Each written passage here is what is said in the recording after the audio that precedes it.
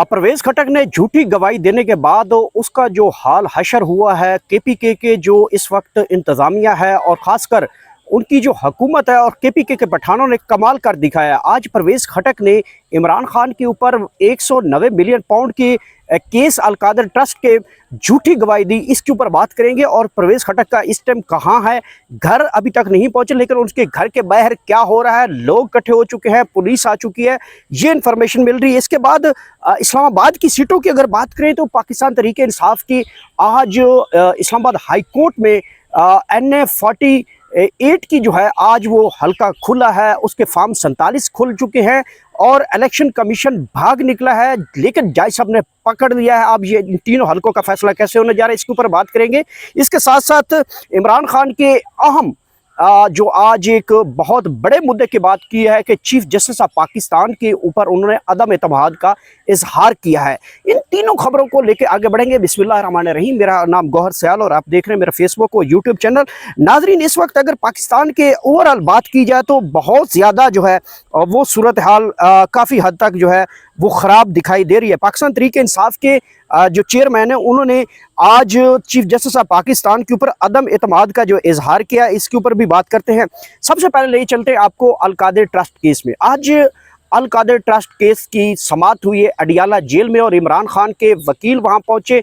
आज गवाही दी है परवेज खटक साहब ने। अलकादर ट्रस्ट केस में परवेज खटक की झूठी गवाही देने के लिए जब वो अडियाला जेल पहुंचे तो उनकी नज़रें जो है वो इधर उधर चुरा रहे थे, उनकी जो कांपे हैं वो टांग रही थी, थरथरा रहे थे। उस दौरान हुआ क्या है वो मैं कोड टू कोड करता हूं कि जब परवेज खटक वहां पे पहुंचे तो पहले तो ये बात है कि परवेज खटक जब पहुंचे हैं तो वो बड़े अचानक वहां पहुंचे हैं, किसी मीडिया को नहीं पता चलने दिया, किसी फर्द को पता नहीं चला और अचानक परवेज खटक साहब जो है वो अडियाला जेल से नमूदार हुए और भागे भागे चले गए हैं, रोस्टम पे गए हैं। और रोस्टम पे जब आए तो इमरान खान भी अपनी चेयर से उठ के जज साहब के रोस्टम पे आए और परवेज खटक ने जो है वहाँ पे जो उनकी बॉडी लैंग्वेज है वो मैं आपको कोड टू कोड करता चलूँ। खान साहब ने जैसे ही परवेज खटक साहब रोस्टम पे आए तो इमरान खान साहब भी रोस्टम पे आए और उस दौरान उनकी आपस में नज़रों का तबादला हुआ। उस दौरान क्योंकि परवेज खटक जो है वो इमरान खान से नज़रें नहीं मिला रहे थे बल्कि नज़रें चुरा रहे थे। इस दौरान परवेज खटक की जो उनकी बॉडी लैंग्वेज है वो कांप रही थी, ज़बान कांप रही थी, जिस्म कांप रहा था और टांगे भी उनकी कांप रही थी। तो उन्होंने अपनी ढाल बनाने के लिए दो मुखालिफ वकीलों को दरमियान में लिया और परवेज खटक को उस दौरान जो उन्होंने तोते की तरह बोलना शुरू कर दिया। और दौरान जब वो गवाही दे रहे थे, रिकॉर्ड शुदा बयान को पढ़ के सुना रहे थे जज के आगे, तो उनकी जो है टांगे वो कांप रही थी, बॉडी लैंग्वेज कांप रहा था, जबान थरथरा रही थी। और इमरान खान दूसरी तरफ रोस्टम पे खड़े होके उनके मुंह की तरफ देख कर जो है वो मुस्कुरा रहे थे। मुसलसल इमरान खान अडियाला जेल में मुस्कुरा रहे थे। अब इन झूठी गवाहियों के बाद इमरान खान का 190 मिलियन पाउंड का जो केस है उसकी जो सूरत हाल है वो बड़ी अब थोड़ी सी डिफ़िकल्ट हो चुकी है। उसकी वजह यह है कि जब एक गवाह आ जाता है, लेकिन एक जहाँ पे अदलिया को चाहिए था, जहाँ पे इंसाफ को चाहिए था, जहाँ पे जज साहब को चाहिए था, इमरान खान के हक़ की गवाहियाँ भी वहाँ पे मौजूद थी। इमरान खान के हक़ में बोलने वाली भी गवाहियाँ नहीं ली गई। अलबत्ता जो मुखालिफ मतलब स्टेट की जानब से जो गवाहियाँ ली गई हैं वो उनको कंसीडर किया गया, लेकिन इमरान खान की जो गवाहियाँ वो नहीं लेंगे। इसके ऊपर इमरान खान ने जो है इज़हार बरहमी किया और कहा कि अगर इस तरह की झूठी गवाहियों के साथ मेरे साथ आपने चलना है तो आप बेशक इन झूठी गवाहियों के बजाय मेरे ऊपर 302 मुकदमे हैं, आप मजीद मुकदमे कर देंगे, मुझे कोई असर नहीं पड़ता, मुझे इन झूठे मुकदमात से कोई फ़र्क नहीं पड़ता, मैं अपना काम कर रहा हूँ। मेरा मतलब ये था कि मैं अगर जेल में हूँ तो कौम मेरा इस चीज़ का इंतज़ार करे। इससे बड़ी डेवलपमेंट आज ये हुई कि इमरान खान साहब ने आज एक मरतबा फिर जो काजी फायजी साहब हैं चीफ जस्टिस ऑफ पाकिस्तान, उनके ऊपर अदम एतमाद का इजहार किया है। ये एक अनफॉर्चुनेट बात नहीं है जो कि इमरान खान कई अरसे से कह रहे थे और हम लोग इसको कोड टू कोड कर रहे थे। जो इमरान खान साहब जेल में बैठकर डायरेक्शन देते हैं वो पाकिस्तान तहरीक इंसाफ के ना रहनुमा आगे आके बात करते हैं, ना वो कंसीडर की जाती है और ना उसको आगे इम्प्लीमेंट करवा सकते हो। और आज इमरान खान ने ख़त लिखा है चीफ जस्टिस ऑफ पाकिस्तान यानी कि सुप्रीम कोर्ट को कि मेरे जितने केसेस हैं उससे चीफ जस्टिस ऑफ पाकिस्तान जनाब काजी फायजी साहब जो है वो अलग हो जाए। यहाँ पे पाकिस्तान तहरीक इंसाफ के बानी चेयरमैन ने एक बड़ा अच्छा स्ट्रोक खेला है और काजी फायजी साहब को इखलाकी जुर्रत का मुजाहरा करना चाहिए कि वो इमरान खान के केसेस से अब अलग हो जाए।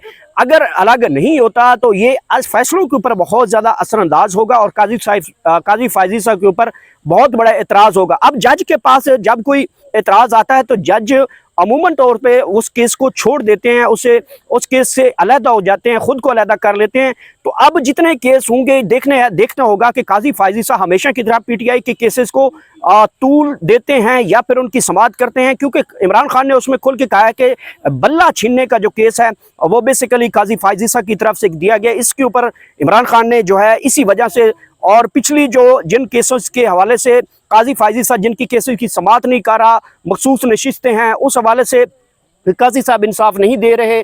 इसके अलावा जो इलेक्शन में धांधली के हवाले से जो इमरान खान को इंसाफ नहीं मिला, इन 4 बुनियादों के ऊपर इमरान खान ने बेसिक आर्गो किया है कि मेरे केसेस से काजी फायज ईसा साहब अलग हो जाएं। इमरान खान ने इस अदम एतमाद के बाद अब अदलिया में बहुत ज़्यादा तनाव का शिकार है। चीफ जस्टिस ऑफ पाकिस्तान जो काजी फायज ईसा साहब हैं वो इस मामले को लेकर बहुत ज़्यादा जो हैं वो परेशान दिखाई दे रहे हैं। 3 सीटें हैं इस्लामाबाद की, जिसमें NA-46 है, NA-48 है और NA-47 है। अब 3 सीटों के हवाले से जो NA-48 है उसका हल्का खोल दिया गया है, उसके फॉर्म 45 मंगवा लिए गए हैं जो कि कल जमा करवा दिए गए। मुस्लिम लीग नून के जो MNA, कल मैंने उनसे सवाल किया था अदालत के अंदर कि क्या आप जो फॉर्म जमा करवाए हैं वो बाकी दीगर जमातों से मिलते हैं? उन्होंने कहा कि जी कुछ मिलते हैं, कुछ नहीं मिलते। अब जहाँ पे भी फर्जरी की गई है, मतलब फॉर्म 45 को करेक्शन करके काट करके अगर किसी के वोट 70 है तो उसको 870 बनाया गया, तो वो बाज़ार लगे हुए हैं।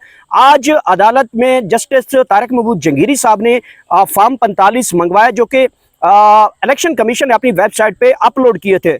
उसके लिए वो गो मगो की शक्ल इख्तियार कर रहे थे, मतलब भागने की कोशिश कर रहा था चीफ इलेक्शन कमीशन जो है पाकिस्तान, वो भागने की कोशिश कर रहा है। लेकिन जस्टिस हैं तारिक महमूद जंगीरी इस्लामाबाद हाई कोर्ट के, उनका कहना था कि आप पब्लिक सर्वेंट है, आप कोई पार्टी नहीं है, आपने अगर अपलोड किए हैं तो उनका रिकॉर्ड दे। दूसरी तरफ जो इमरान खान के जो कैंडिडेट हैं अली बुखारी जो कि NA-48 के जो कैंडिडेट अली बुखारी, उनके मुताबिक जो फॉर्म 45 हैं, 46 है, 47 है, सारे जमा करवाए गए हैं। पाकिस्तान तहरीक इंसाफ के साथ जमात इस्लामी ने भी जमा करवाए हैं। मौलाना फजलुर रहमान साहब की जमात ने भी फॉर्म 45 इस्लामाबाद से जो उनके कैंडिडेट उन्होंने भी जमा करवाए हैं। तहरीक लब्बैक के कैंडिडेट्स ने भी फॉर्म 45 जमा करवाए, और मुस्लिम लीग नून के जो जितने फॉर्म 45 हैं वो तमाम तर जमातों के साथ मैच नहीं होते और उनके ऊपर कटिंग हुई है। मतलब फॉर्म 45 के ऊपर जब रात को रिजल्ट कैलकुलेट किए जा रहे थे तो एक को 111 बनाया हुआ था। इस तरह की अब जैसी फोर्जरी जज साहब के सामने रखी जाएगी, दूसरे फॉर्म मैच करेंगे तो ये हल्का पाकिस्तान तहरीक इंसाफ के पास चला जाएगा। इस हवाले से आज इलेक्शन ट्रिब्यूनल ने NA-47 के मुतालिक धांधली के केस की समाअत के दौरान फॉर्म 45 की लोड होने का टाइमिंग तलब किया। अपील में समाअत के दौरान जस्टिस तारिक महमूद जंगीरी ने सवाल किया कि प्रेजाइडिंग अफीसर ने इलेक्शन की मैनेजमेंट सिस्टम में फॉर्म 45 अपलोड किए, व्हाट्सएप का और उसकी तस्दीक की गई।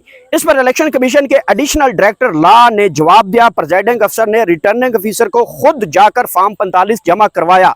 इस मौके पर PTI के हमायत याफ्ता उम्मीदवार शुएब शीन ने कहा, RO ने कौन सा रिजल्ट कब अपलोड किया, वक्त बता दिया जाए, इलेक्शन कमीशन इदारा है, पार्टी ना बने। तारिक महमूद जंगीरी साहब ने इलेक्शन कमीशन के वकील से कहा, आप इसका रिकॉर्ड दे दें, इसमें क्या मसला है? रिटर्निंग अफीसर ने जवाब दिया, मैं पार्टी नहीं हूं, मैं रिकॉर्ड बहुत जल्द कर दूंगा। बाद ट्रिब्यूनल ने इलेक्शन कमीशन फॉर्म 45 लोड होने का टाइमिंग का रिकॉर्ड तलब कर लिया है। अब पाकिस्तान तहरीक इंसाफ तीनों सीटों के ऊपर बड़ी हावी नजर आती है, खासकर जो इस्लामाबाद की 3 सीटें हैं। अब इन 3 सीटों का जैसे ही फैसला आएगा, फैसला आने वाला है, जैसे ही आपका फॉर्म 45 जज साहब के सामने आएगा, उसके ऊपर पाकिस्तान तहरीक इंसाफ का, जमात इस्लामी का, मौलाना फजलुर रहमान की जमात का, TLP का, दीगर आज़ाद जो कैंडिडेट हैं उनका फॉर्म 45 सेम होगा, तो जो मुस्लिम लीग नून के पास फॉर्म 45 होगा वो डिफरेंट होगा। तो यहाँ पे बहुत बड़ा अदालत को डायरेक्शन होगी और तीनों सीटों का इलेक्शन जो इस्लामाबाद हाई कोर्ट मुअत्तल कर देगी। और दूसरी सूरत में ये भी नजर आ रहा है कि अगर ये मुअत्तल नहीं होते, जैसे ही पाकिस्तान मुस्लिम लीग नून को पता चलेगा कि ये अब मुअत्तली की तरफ जा रहे हैं या हमारे हाथ से गेम निकलने जा रही है, तो उनका भी प्लान ये है कि वो अपनी सीटों से इस्तीफे दे देंगे। कल इसके ऊपर मैंने जब मुस्लिम लीग नून के तीनों MNA से सवाल किया कि क्या आप ये भी सोचा जा रहा है कि आप इस्तीफे दे देंगे, तो उनका जवाब था हंसते हुए कहा कि ये अभी वक्त बताएगा, बहरहाल हमारी सोच में ये बात शामिल है। इसका मतलब ये है कि जैसी अदालत फैसला कुन मरहल में दाखिल होगी, मुस्लिम लीग नून के तीनों कैंडिडेट्स अपनी अपनी सीटों से इस्तीफे देंगे और यूं इस्लामाबाद में तीनों सीटों के ऊपर दोबारा इलेक्शन होगा या फिर अदालत फैसला करेगी जो फार्म 45 बाकी दीगर जमातें हैं उसकी बुनियाद को देखते हुए पाकिस्तान तहरीक इंसाफ क्योंकि इसके तीनों सीटों के ऊपर जीती हुई है तो वो जीत उनकी डिक्लेयर करेगी। ये कल बड़ा अहम फैसला है और एक बड़ा अहम फैसला कल और भी है। 3 मखसूस नशिस्तों के हवाले से जो सुप्रीम कोर्ट में केस है PTI की 24 मखसूस नशिस्तें हैं उस हवाले से कल तक जो फैसला है वो महफूज किया गया। कल इस केस को सुनाया जाएगा। लग तो यूं रहा है कि जैसे ये 14 रुकनी बेंच है जो इस केस की समाअत मुकम्मल की है। इसमें देखना होगा चीफ जस्टिस के फैसला किस तरफ आता है, दीगर जजेस का, क्योंकि एक मुकम्मल फुल कोर्ट का बेंच है। इसमें देखना होगा कि किस रेशो से फैसला आता है। एक्सपेक्टेड यही किया जा रहा है, जिस तरह के आर्गूमेंट किया है, जिस तरह की केस की प्रोसीडिंग हुई उसके मुताबिक पाकिस्तान तहरीक इंसाफ को वो मखसूस नशिस्तें मिलेंगी और इसमें कसूरवार ठहरेगा वो ठहरेगा इलेक्शन कमीशन। इद्दत केस की बात करते हैं। इद्दत केस में मुशर्रफ बीबी और इमरान खान के केसेस की आज समाअत हुई और कल तक इस केस को जो है डिस्ट्रिक्ट कोर्ट के अफजल मजोका साहब जो सेशन जज हैं उन्होंने इस केस की कल तक जो समाअत वो मुलतवी की है और परसों तक उनको ये फैसला देना है। तो ये आज की सूरत हाल थी। इंशाल्लाह कल आपसे दोबारा मुलाकात होगी। अपना ख्याल रखिएगा। आखिर में अल्लाह पाक सबको इतनी ज़्यादा खुशियाँ दे कि वो खुशियाँ तकसीम कर सके।